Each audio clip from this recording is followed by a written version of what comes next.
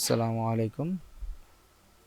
আমরা অনেকেই Photoshop install করার কিছুদিনের মাথায় গিয়ে একটা প্রবলেম ফেস করি। সেটা হচ্ছে একটা পপ আপ এরর, যেখানে লেখা থাকে this app will disable in 5 days। অর্থাৎ আপনাকে লাইসেন্স রিনিউ করার জন্য মোটামুটি ফোর্স করবে বলা যায়। তো চলুন আমরা এই এররটা কীভাবে খুব সহজেই অল্প সময়ের মধ্যে ফিক্স করতে পারি সেটা দেখে নেই। প্রথমে আমরা চলে যাব উইন্ডোজের ডিফল্ট সার্চ বার অপশনে এবং লিখব উইন্ডোজ ডিফেন্ডার ফায়ারওয়েল। এরপর উইন্ডোজ ডিফেন্ডার ফায়ারওয়েলটি ওপেন করব। এরপর সেটিং থেকে অ্যাডভান্স সেটিংসটি ওপেন করে নিব।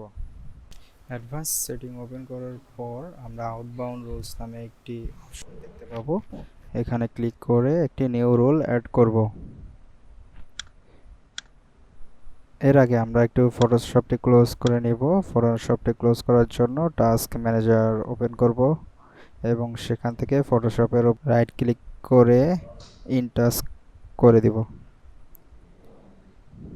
ফটোশপ ক্লোজ করা হলে আমরা নেক্সট ক্লিক করব। এরপর এখানে আমরা ফটোশপের লোকেশনটি সিলেক্ট করে দিব।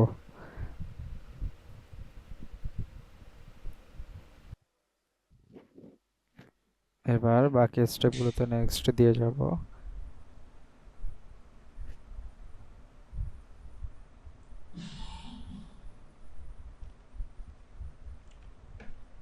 আপনারা যে কোনো একটি নাম দিতে পারেন, আমি অ্যাডোব ফটোশপ নাম দিচ্ছি।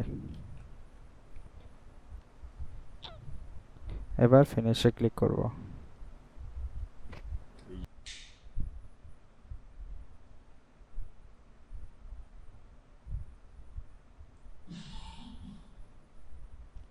আমাদের কাজ শেষ হয়ে গেছে। এখন আমরা ফটোশপ সফটওয়্যারটি ওপেন করলে আর এররটি দেখতে পাবো না।